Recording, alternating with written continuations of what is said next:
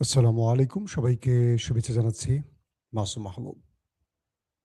অনেকে প্রশ্ন করেছেন যে সকাল থেকে কোনো লাইভে আসলাম না কেন? কেন লাইভে আসলাম না? আসতে পারিনি তাই এখন আসলাম। জি, আপনারা যেখান থেকে কমেন্ট করছেন আমি দেখতে পাচ্ছি ইতালি থেকে, চট্টগ্রাম থেকে,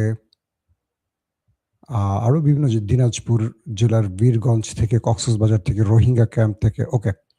আপনি কি আমাকে শুনতে এবং দেখতে পাচ্ছেন ক্লিয়ার? কোনো সমস্যা আছে? আ খাগড়াছড়ি থেকে আমি দেখতে পাচ্ছি। ওকে। নোয়াখালী থেকে বাকের, ধামরাই, গৌরীপুর, হবিগঞ্জ, ভোলা জেলা থেকে দেখছি। ওকে। দুবাই থেকে দেখছেন, আসাম থেকে দেখছেন। ওকে দর্শক, পুরো পৃথিবীর নজর এখন পাকিস্তানে। কারণ পাকিস্তানে মার্কিন এবং ইরানের ডেলিগেট পৌঁছে গেছে। ইরানের পক্ষ থেকে এসছেন স্পিকার বাকের গালিবাফ, পররাষ্ট্রমন্ত্রী আব্বাস আরাকচি সহ একটি প্রতিনিধি দল। নেতৃত্ব দিবেন স্পিকার বাকের গালিবাফ। মার্কিন যুক্তরাষ্ট্র থেকে এসছেন ভাইস প্রেসিডেন্ট জেডি ভেন্স, ট্রাম্পের উপদেষ্টা ভার্সেস তার মেয়ে জামাই মানে জামাতা জেরার্ড কুশনার, রয়েছেন স্টিভ উইটকফ। মার্কিন যুক্তরাষ্ট্র থেকে 3 জন গুরুত্বপূর্ণ অফিসিয়াল, আর ইরান থেকে 2 জন, স্পিকার এবং পররাষ্ট্রমন্ত্রী। ইরান এই বৈঠকের আগেই আমেরিকাকে একটি প্রেসার তৈরি করে দিয়েছে যে এই বৈঠক হবে কি হবে না এটা ইরান চিন্তা করছে। আমরা এসছি, প্রয়োজনে চা খাবো, কিন্তু এই বৈঠকটি হবে তখনই যখন ইরানের 2টো শর্ত মানা হবে। প্রথম শর্ত হলো ইসরায়েলকে অবশ্যই লেবাননে হামলা বন্ধ করতে হবে। যতক্ষণ হামলা বন্ধ না হবে ততক্ষণ এই বৈঠক হবে না। ইতিমধ্যে পাকিস্তানের প্রধানমন্ত্রী শাহবাজ শরীফ, ফিল্ড মার্শাল আসিফ মনির, পররাষ্ট্রমন্ত্রী এবং স্বরাষ্ট্রমন্ত্রী মহসিন নকভি, যত রকম হাই অফিসিয়াল পাকিস্তানে আছেন তারাও এই বৈঠকের যারা ডেলিগেট 2 দেশ থেকে এসছেন তাদের সাথে সাক্ষাৎ করেছেন। এই মুহূর্তে শাহবাজ শরীফের কি বলবো দুপুরের খাবারের আমন্ত্রণে আছেন এই 2 পক্ষ। বলা হচ্ছে এর পরের সেশনটি হবে ফিল্ড মার্শাল আসিফ মনিরের ডিনার অথবা নেক্সট কোনো খাবার মেনু। অর্থাৎ প্রথম বৈঠকটি হচ্ছে শাহবাজ শরীফের নেতৃত্বে তার আমন্ত্রণে, দ্বিতীয়টি হবে শাহবাজ শরীফের আমন্ত্রণে, দুঃখিত, ফিল্ড মার্শাল আসিফ মনিরের আমন্ত্রণে। কিন্তু ইরান আর আমেরিকার মধ্যে লাইভটি যখন শুরু করছি তখন পর্যন্ত বৈঠক মানে মূল যে বৈঠক সেটি শুরু হয়নি। স্টিভ উইটকফ, জেরার্ড কুশনার, এই 2জনকে আপনারা কম বেশি যারা জানেন তারা জানেন যে এরা 2জনেই ইসরায়েলপন্থী ব্যক্তি। ডেভিড কুশনার তো সরাসরি ইসরায়েল বা ইহুদি বংশোদ্ভূত বলা হয়। ট্রাম্পের জামাতা, ট্রাম্পকে এই বিষয়ে সবচেয়ে বেশি টেনে আনছেন তিনি। তবে মার্কিন যুক্তরাষ্ট্রের 3জন যে ব্যক্তি, একজন হলো জেডি ভেন্স, স্টিভ উইটকফ এবং জেরার্ড কুশনার, এই 3জনের মধ্যে 2জনই হলেন ইসরায়েলপন্থী, উইটকফ এবং কুশনার। জেডি ভেন্স তিনি ইসরায়েলপন্থী নন এবং এই যুদ্ধের শুরু থেকেই তার বক্তব্যে মনে হয়েছে তিনি যুদ্ধের পক্ষের লোক নন। তবে সাম্প্রতিক তার বক্তব্যটি একটু এলোমেলো হয়েছে বা ট্রাম্পের পক্ষে চলে গেছে, যেহেতু ট্রাম্পের তিনি ভাইস প্রেসিডেন্ট। ভার্জিনিয়ায় ট্রাম্প পা রাখলেন আজকে। সেখানে সাংবাদিকরা তাকে প্রশ্ন করলেন ইরানের কাছ থেকে আপনি কি চান, কারণ ইরান ইতিমধ্যে 10টি শর্ত জুড়ে দিয়েছে আমেরিকাকে, কিন্তু আমেরিকা নিজস্ব মানে তারা এরকম লিখিত কোনো শর্ত এখনো দেয়নি। বিভিন্ন সময় প্রেস কনফারেন্সে তারা অনেক কথা বলেছে। তো এই মুহূর্তে মানে ট্রাম্পের লেটেস্ট সবচেয়ে লাস্ট যে বক্তব্যটি পেলাম, তিনি বিমানবন্দরে নেমে হাঁটা শুরু করলেন। সাংবাদিকরা ভার্জিনিয়া তাকে প্রশ্ন করেছে যে আপনি ইরানের কাছ থেকে কি চান।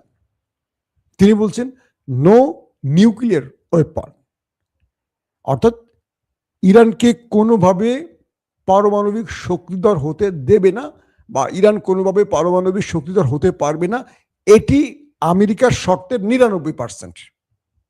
তার মানে আমেরিকার এই বক্তব্যটি দিয়ে আমি 2টো বিষয় ক্লিয়ার হয়ে গেছে যে ইরান যে 10টি শর্ত আমেরিকাকে দিয়েছে এর মধ্যে ইরান কোথাও বলেনি যে আমরা নিউক্লিয়ার বোমা বানাবো। আর আমেরিকা বলছে নো নিউক্লিয়ার ওয়েপন। কে বলছেন? President Trump. তার মানে যদি এই আলোচনাটাকে স্থায়ীভাবে একটা ভিত্তি দেওয়ার চেষ্টা করা হয় তাহলে সম্ভব। কারণ ইরান যে 10টি চুক্তি করেছে তার মধ্যে বলা আছে তারা শান্তিপূর্ণ নিউক্লিয়ার প্রজেক্ট এগিয়ে নেবে। সেটা কি? বিদ্যুৎ, স্বাস্থ্যসেবা মানে চিকিৎসা সহ যেগুলো প্রয়োজনীয় বিষয় সেখানে। ইরান কিন্তু একবারও বলেনি যে আমরা নিউক্লিয়ার বোমা বানাবো। তার মানে ট্রাম্প যে শর্তটি দিয়েছে ইরান এক বাক্যে মেনে নেবে যে আমরা আমেরিকার দাবিটি 100% রক্ষা করবো, যে আমরা নিউক্লিয়ার বোমা বানাবো না। কারণ এটা ইরান ঘোষণা দিয়ে বানাবে না। ইরান যদি বানায় চাইলে বানায় ফেলছে এতদিন, এখন শুধু টেস্ট করা বাকি। আর যদি ইরান না বানিয়ে থাকে তাহলে বানিয়ে ফেলবে। এটা আমেরিকাকে বলে করে কিছু করা লাগবে না, কারণ বানিয়ে ফেলার পর আর আমেরিকা কিচ্ছু করতে পারবে না। এটা লুকোচুরি করে বানাতে হবে, এটা ঘোষণা দিয়ে বানাবে না। তাহলে আমেরিকা ইরানকে আর কোনো শর্ত দিচ্ছে না আপাতত, লাস্ট ট্রাম্পের বক্তব্য অনুসারে। ইরান চাইছে কি? ইরান চাচ্ছে বেশ গুরুত্বপূর্ণ যেগুলো, এক, তাদের রাষ্ট্রে যে হিট করেছে, যুদ্ধ চলছিল 40 দিন, সকল ক্ষতিপূরণ। 2 নম্বর, গালফ থেকে আমেরিকাকে চলে যেতে হবে, আরবে থাকতে পারবে না। 3 নম্বর, ইরানের উপর নিষেধাজ্ঞা যে ছিল সেই নিষেধাজ্ঞা প্রত্যাহার করতে হবে, ইরান তার মতো এখন ব্যবসা বাণিজ্য করবে।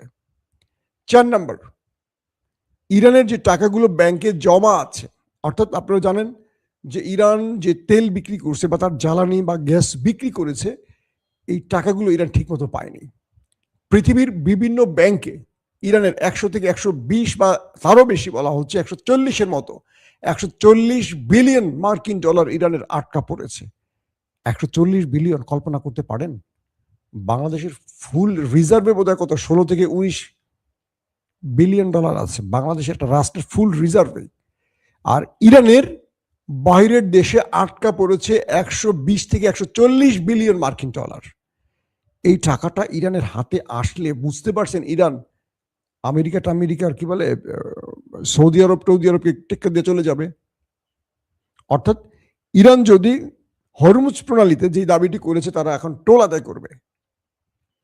প্রতি বছরে ইরান প্রায় ধরে নিলাম একদম কম 100 থেকে 150 বিলিয়ন মার্কিন ডলার আয় করবে প্রতি বছর। এটা এক্সট্রা আয় তাদের, মানে এই আয়টা তাদের কিচ্ছু করতে হবে না, শুধু হরমুজ প্রণালীতে বসে থাকবে, জাহাজের থেকে টোল নেবে, এটা যোগ হয়ে যাবে ইরানের। তার মানে ইরানের অর্থনীতি ঘুরে চলে যাবে, অন্যদিকে চলে যাবে এখন। নাম্বার 2, যদি নিষেধাজ্ঞা প্রত্যাহার করা হয় তাহলে ইরান এখন তেল বিক্রি করবে বিশ্ববাজারে।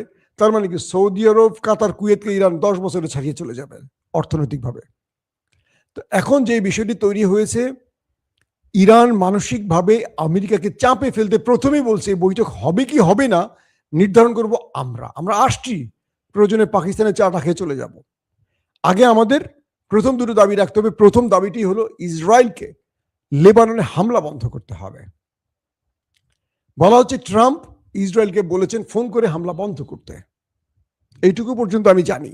এবং এখন পর্যন্ত লাস্ট আপডেট হামলার খবর কিছু সময়ের জন্য এখনো পাইনি যে ইসরায়েল লেবাননে হামলা করছে বা এরকম কোনো খবর পাইনি।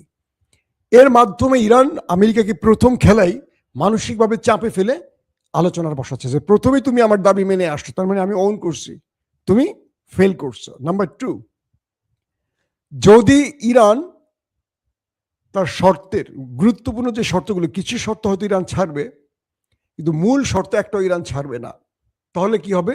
দুই পক্ষ আবার লড়াইয়ের ময়দানে চলে যাবে এমন ঘোষণা আসছে। ইরান বলছে ট্রিগারে হাত, আমেরিকা বলছে ওরা ইরানকে এই সভ্যতা থেকে মুছে ফেলবো।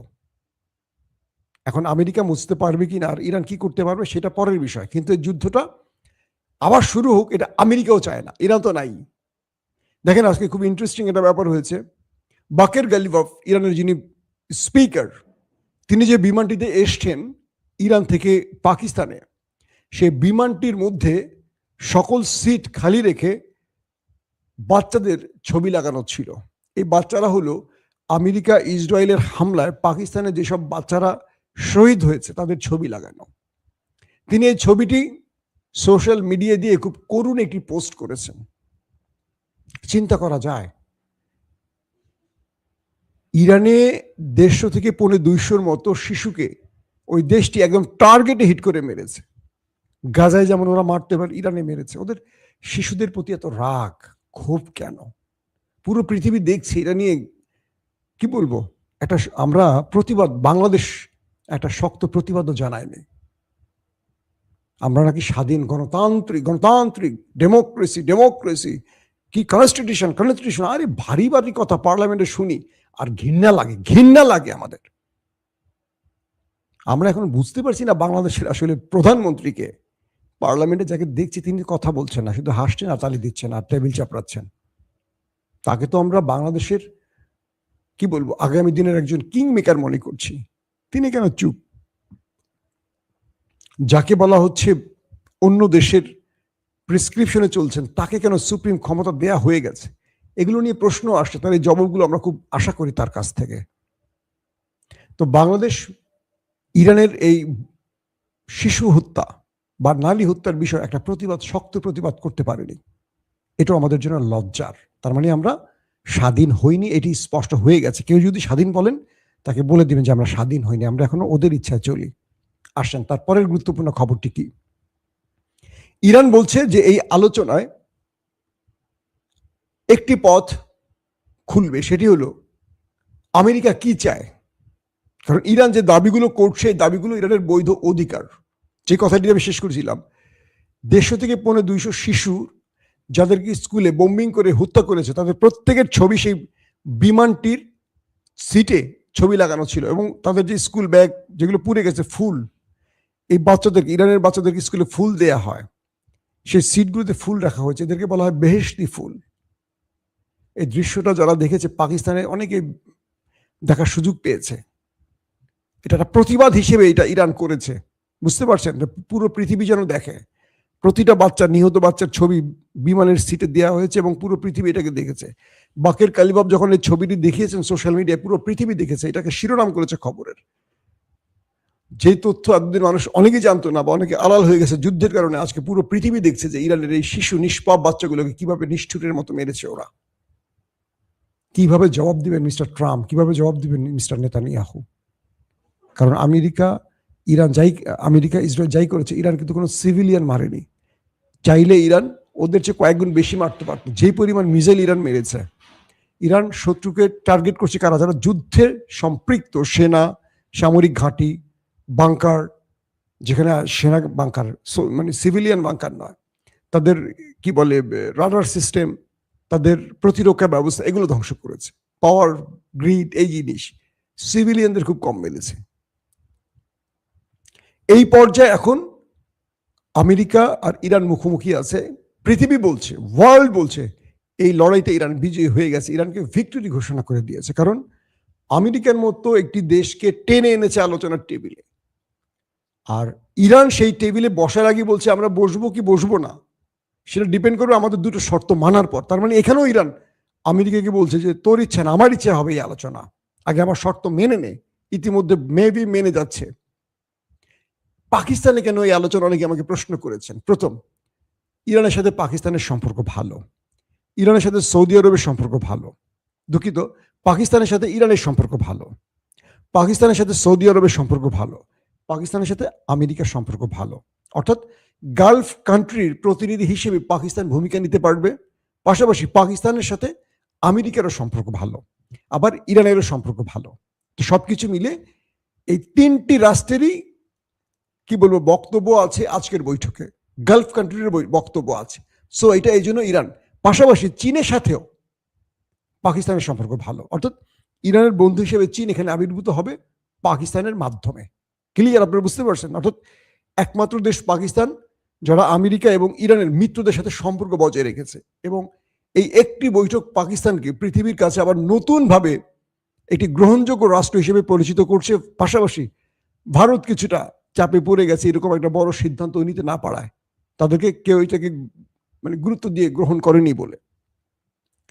এখন যে বিষয়টি তৈরি হয়েছে, মার্কিন 3 হাই অফিসিয়াল, দুজনই হলেন ইসরায়েলি মিত্র।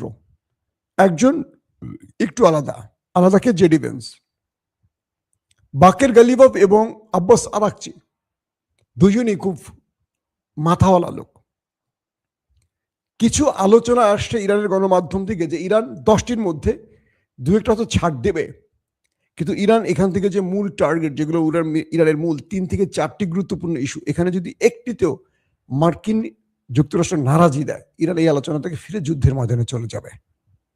এবং পৃথিবী চাইছে এই আজকের আলোচনা থেকে একটা সমাপ্ত হোক বা কিছু হোক। দর্শক, আমরা যখনই শুরু হয়ে যাবে দুই দেশের আলোচনা এবং ভালো রেজাল্ট আসবে, আমরা আপনাদেরকে লাইভের মাধ্যমে জানিয়ে দেব। এখনকার মতো বিদায় নিচ্ছি। প্রত্যেকে ভালো থাকবেন। আল্লাহ হাফেজ।